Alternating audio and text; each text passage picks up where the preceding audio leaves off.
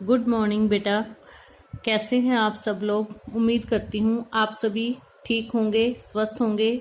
घर में रहिए, सुरक्षित रहिए और अपनी स्टडी को, अपनी पढ़ाई को भी अच्छे तरीके से करते रहिए। अपने पेरेंट्स की हेल्प लीजिए, टीचर्स की हेल्प लीजिए और अपनी स्टडी को कंटिन्यू रखिए, क्योंकि ये है एक ऐसा समय है जब हमें कोरोना के खिलाफ लड़ाई भी लड़नी है और अपने सभी काम जो है वो भी हमने सिस्टम से चलाने हैं। तो किसी भी तरह की कोई परेशानी हो आपको सब्जेक्ट रिलेटेड, तो आप मुझसे कांटेक्ट कर सकते हैं। तो कल बेटा हमने सेकंड चैप्टर किया था, लाख की चूड़ियां। हमने उसमें कहानी थी कि जो कहानी का जो लेखक है वो अपने मामा के घर जाता था बड़े चाव से, क्योंकि वहां पर एक बदलू नाम का मनिहार था। मनिहार मतलब चूड़ियां बनाने वाला, जो लाख की बड़ी सुंदर सुंदर चूड़ियां बनाता था।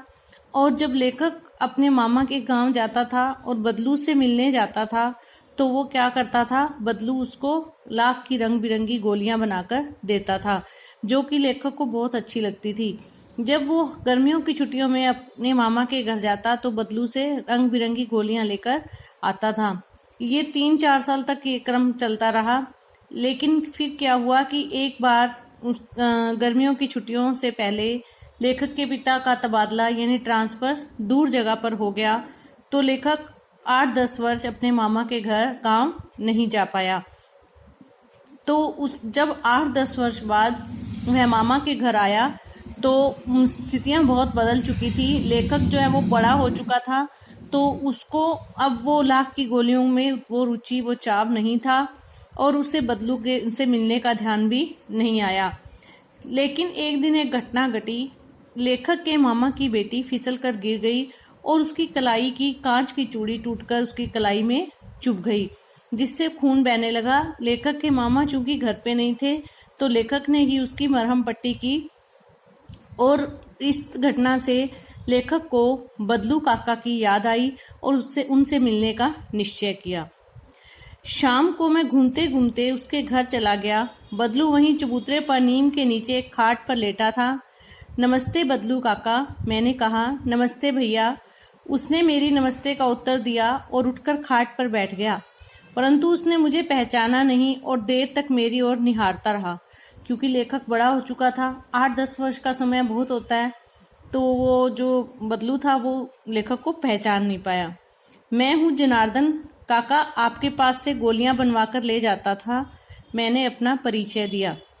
बदलू फिर भी चुप रहा, मानो वह अपने स्मृति पटल पर अतीत के चित्र उतार रहा हो। और तब वह एकदम बोल पड़ा, आओ आओ लल्ला, बैठो, बहुत दिन बाद गांव आए। हाँ, इधर आना नहीं हो सका काका, मैंने चारपाई पर बैठते हुए उत्तर दिया। कुछ देर फिर शांति रही। मैंने इधर उधर दृष्टि दौड़ाई, न तो मुझे उसकी मछिया ही नजर आई, न ही भट्टी। अब लेखक कहता है कि जब मुझे याद आ गया बदलू काका का, तो मैं उनसे मिलने के लिए उनके घर चला गया। तो पहले तो उन्होंने मुझे पहचाना ही नहीं, क्योंकि 8-10 वर्ष का समय काफी होता है और लेखक काफी चेंज हो चुका था। लेकिन फिर जब लेखक ने अपना परिचय दिया तो उन्होंने पहचाना और बैठने के लिए चारपाई दी। तो फिर लेखक कहता है कि मैंने आसपास देखा तो मुझे कहीं भी उनकी मचिया और भट्टी नहीं दिखाई दी, क्योंकि जो चूड़ियां बनाने का काम होता है ना, वो भट्टी पर ही होता था। पहले लाख को गर्म किया जाता था, गर्म करने से वो सॉफ्ट मुलायम हो जाती थी, तो फिर उसको मनचाहा आकार दे सकते थे। तो लेखक ने हैरानी से देखा कि ना तो भट्टी है और ना ही मचिया है। आजकल काम नहीं करते काका, मैंने पूछा। नहीं लल्ला, काम तो कई साल से बंद है। मेरी बनाई हुई चूड़ियां कोई पूछे तब तो। गांव में कांच का प्रचार हो गया है। वह कुछ देर चुप रहा, फिर बोला, मशीन युग है ना ये लल्ला, आजकल सब काम मशीन से होता है। खेत भी मशीन से जोतते जाते हैं और फिर जो सुंदरता कांच की चूड़ियों में होती है, लाख में कहाँ संभव है। लेकिन कांच बड़ा खतरनाक होता है, बड़ी जल्दी टूट जाता है, मैंने कहा। नाजुक तो फिर होता ही है लल्ला। कहते कहते उसे खांसी आ गई और मैं देर तक खांसता रहा। मुझे लगा उसे दमा है। अवस्था के साथ साथ उसका शरीर ढल चुका था। उसके हाथों पर और माथे पर नसें उभर आई थी। जाने कैसे उसने मेरी शंका भांप ली और बोला, दमा नहीं है मुझे, फसली खांसी है। यही 1-2 महीने से आ रही है, 10-15 दिन में ठीक हो जाएगी। मैं चुप रहा। मुझे लगा उसके अंदर कोई बहुत बड़ी व्यथा छिपी है। मैं देर तक सोचता रहा कि इस मशीन युग ने कितने हाथ काट दिए हैं। कुछ देर फिर शांति रही जो मुझे अच्छी नहीं लगी। लेखक कहता है कि जब मेरे को लगा कि सामान नहीं है उसका, भट्टी मछिया नहीं है, तो उसने काका से पूछा, काका आजकल काम नहीं करते, आपका सामान नहीं दिख रहा? तो काका ने जवाब दिया, नहीं मैंने ये काम करना छोड़ दिया है क्योंकि आजकल लाख की चूड़ियां कोई खरीदता ही नहीं। आजकल मशीन से बनी हुई कांच की चूड़ियां पहनते हैं सभी लोग। तो लेखक ने कहा भी कांच की चूड़ियां तो टूट जाती हैं। तो बदलू काका ने कहा नहीं, हाँ ये बात तो सही है, लेकिन लोगों को पसंद मशीन की चीजें आती हैं। जो सुंदरता कांच की चूड़ियों में होती है लाख की चूड़ियों में वो नहीं होती। तो आज के लोग तो चीज को देखकर उसकी गुणों को नहीं देखेंगे, चीज को देखकर खरीदते हैं। तो इतना कहने के बाद उनको खांसी शुरू हो गई और वो देर तक खांसते रहे। लेखक के मन में ऐसा सोच आई कि शायद उनको दमा है। दमा एक श्वास संबंधी बीमारी होती है, तो जिसमें फेफड़ों में इन्फेक्शन होता है और व्यक्ति को सांस लेने में प्रॉब्लम होती है। तो लेखक को भी ऐसा लगा, लेकिन बदलू काका ने कहा नहीं, ये मौसमी खांसी है। मौसमी मतलब जो सीजनल, हम लोगों को कई बार गला खराब, मौसम चेंज होता है तो वो फसली खांसी, फसल कटने पर ना, जैसे गेहूं की कटाई होती है, चावल की कटाई होती है, तो जब उनको मशीनों से निकाला जाता है ना, तो उनका छिलका और वो जो धूल होती है ना, वो मिट्टी में उसके कण रहते हैं, तो कई लोगों को उससे ना एलर्जी टाइप हो जाता है। तो वो कहते हैं कि नहीं, दमा नहीं है और वैसे ही खांसी है और ठीक हो जाएगी।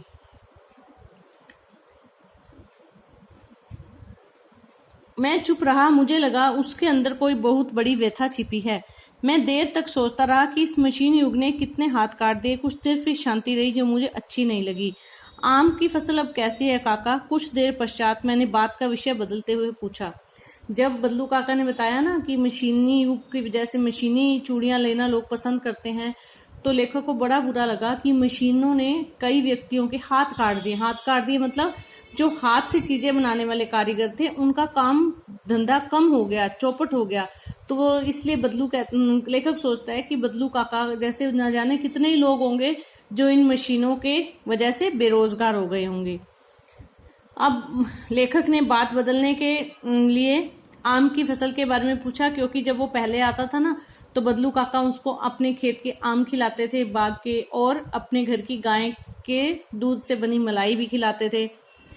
अच्छी है लल्ला, बहुत अच्छी है, उसने लहक कर उत्तर दिया और अंदर अपनी बेटी को आवाज दी, अरे रज्जो, लल्ला के लिए आम तो ले आ।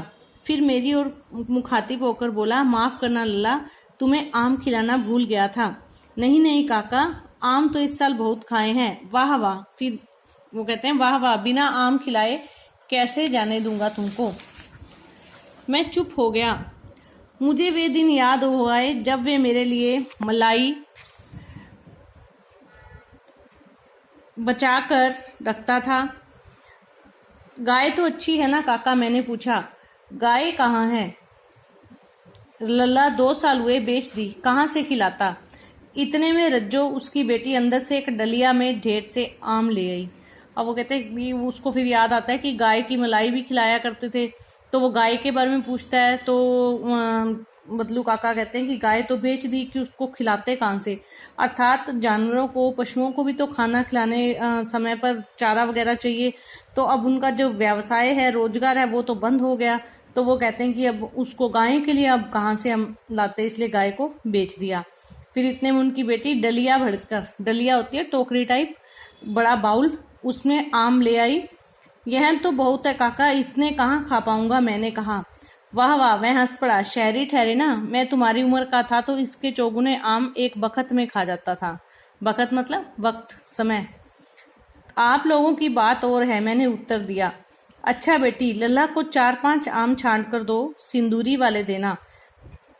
देखो लल्ला कैसे हैं, इसी साल यह पेड़ तैयार हुआ है। सिंदूरी वाले देना आम की एक किस्म होती है, एक क्वालिटी होती है सिंदूरी आम, वो बहुत मीठा होता है। रज्जो ने 4-5 आम अंजुली में लेकर मेरी ओर बढ़ा दिए। आम लेने के लिए मैंने हाथ बढ़ाया तो मेरी निगाह एक क्षण के लिए उसके हाथों पर ठिठक गई। गोरी गोरी कलाइयों पर लाख की चूड़ियां बहुत ही फब रही थी। बदलू ने मेरी दृष्टि देख ली और बोल पड़ा, यही आखिरी जोड़ा बनाया था। जमींदार साहब की बेटी के विवाह पर 10 आने पैसे मुझको दे रहे थे, मैंने जोड़ा नहीं दिया, कहा शहर से ले आओ। मैंने आम ले लिए और खाकर थोड़ी देर पश्चात चला आया। मुझे प्रसन्नता हुई कि बदलू ने हार कर भी हार नहीं मानी थी। उसका व्यक्तित्व तो कांच की चूड़ियों जैसा ना था कि आसानी से टूट जाए। वो लेखक कहता है कि बदलू ने समझौता नहीं किया, भी अब चलो जितने में बिक रहा है उतने में बेच दो। उसने कहा, मेरी जो जमींदार को कहा कि मेरी जो चूड़ियां हैं उनका जो मूल्य है वो निश्चित है, अगर आपने वो मूल्य निर्धारित मूल्य देना है तो ठीक है, नहीं तो शहर से कांच की चूड़ियां ले आओ। मुझे ना बेचना मंजूर है, लेकिन मैं अपने आप से समझौता नहीं करूंगा। तो इसलिए लेखक को खुशी होती है कि जो बदलू है वो अपने आप से समझौता नहीं कर रहा। तो इसमें एक छोटे से कारीगर की पीड़ा व्यथा का वर्णन किया है, जो औद्योगिकीकरण और आज के मशीनी युग से पैदा हुई है कि मशीनों की वजह से एक कारीगर जो इतनी अच्छी कला जानता है वो उसकी कला मर गई। क्यों मर गई? क्योंकि वो मशीनों की भेंट चढ़ गई। मशीनों से बना हुआ सामान सस्ता भी होता है और सुंदर भी होता है, तो लोग वही सामान खरीदना पसंद करते हैं। लेकिन जो कारीगर द्वारा जो बनाया हुआ सामान होता है वो महंगा होने की वजह से और उतना सुंदर भी नहीं होता, तो लोग उसके पीछे छिपी कला को नहीं देखते, बल्कि केवल उस चीज की बनावट ही देखते हैं।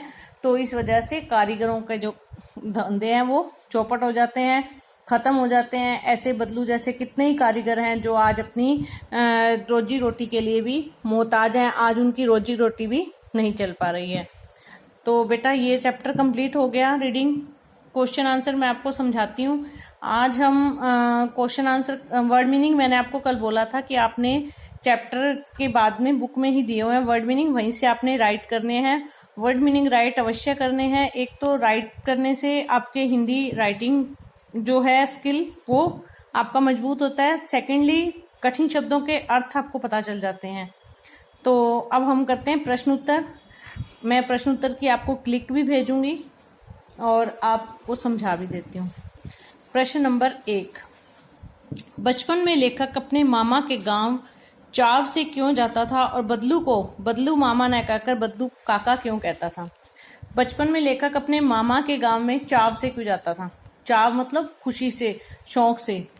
लेखक के मामा के गांव में लाख की चूड़ियां बनाने वाला कारीगर बदलू रहता था। वह लाख की बहुत सुंदर चूड़ियां बनाता था और लेखक को वह लाख की रंग बिरंगी सुंदर गोलियां बनाकर दिया करता। इसी कारण लेखक सदैव बदलू के पास जाता था और बदलू की रंग बिरंगी गोलियों की वजह से लेखक मामा के गांव चाव से जाता था। अब मामा के घर वैसे भी बच्चों को बहुत शौक होता है, चाव होता है, लेकिन लेखक के लिए चाव का कारण एक और भी था कि वहां पर बदलू नाम का एक व्यक्ति रहता था जो लाख की चूड़ियां बनाता था। तो जब लेखक उनके पास जाता था, बदलू के पास, तो बदलू उसको रंग बिरंगी लाख की गोलियां बनाकर दिया करता था, जो लेखक को बहुत अच्छी लगती थी। इसलिए लेखक मामा के गांव चाव से जाता था। अब दूसरा, इसी में 2 क्वेश्चन है। दूसरा पार्ट, लेखक बदलू को बदलू मामा न कहकर काका क्यों कहता था? अब वो मामा के गांव में है तो मामा कहना बनता था, लेकिन वो सारे गांव के जो बच्चे और लोग थे वो बदलू को बदलू काका कहते थे, इसलिए लेखक भी उसको बदलू काका ही कहकर बुलाता है। दूसरा प्रश्न, वस्तु विनिमय क्या है? विनिमय की प्रचलित पद्धति क्या है? वस्तु विनिमय, वस्तु तो आप समझिए थिंग, चीज। विनिमय मतलब अदला बदली। वस्तु विनिमय क्या है? वस्तुओं की अदला बदली, वस्तुओं का लेन देन। एक वस्तु दे दी, उसके बदले में दूसरी ले ली। जैसे एक किसान है, उसके पास अनाज बहुत है उसके खेतों में, तो उसने अनाज दे दिया और वो किराने वाली जो बनिए की दुकान होती है वहां पे गया, उसको अनाज दे दिया, बदले में उससे चीनी, गुड़ और अदर थिंग्स, तेल जो उसको चाहिए वो उसने ले लिया। तो उसने पैसे नहीं दिए, अनाज के बदले में सामान ले लिया। अब वो जो बनिया था उसको अनाज चाहिए था, उसको अनाज मिल गया और किसान को अन्य वस्तुएं मिल गई। इसी तरह से कोई व्यक्ति जो है वो किसी वस्तु को बनाने का काम करता है, तो वो अपनी उस वस्तु को देखकर दूसरे से जो वस्तु उसको चाहिए वो ले लेता है। इसी को कहते हैं वस्तुओं का लेन देन या वस्तु विनिमय। वस्तु विनिमय का अर्थ है लेन देन के लिए रुपये पैसे के स्थान पर एक वस्तु के बदले दूसरी वस्तु लेना। बदलू भी लाख की चूड़ियों के स्थान पर पैसे न लेकर अनाज व कपड़े लिया करता था।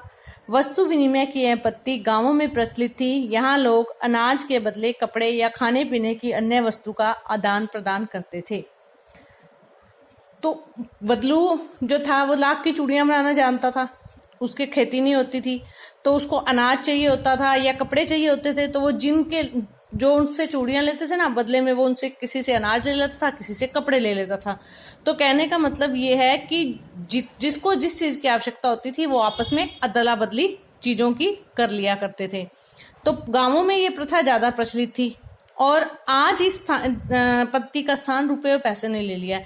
आज हम कोई भी वस्तु लेते हैं तो खरीद कर लेते हैं। हमने अनाज लेना है तो हम खरीद कर लेंगे, कपड़े लेंगे तो हम खरीद कर लेंगे, रुपए देंगे और रुपयों के हिसाब से किसान अपनी खेतों में जो अनाज पैदा होता है उसको मंडियों में बेच देता है, उसके पास पैसा आ जाता है, बदले में उसको जो चीज करिए वो उनसे खरीद लेता है।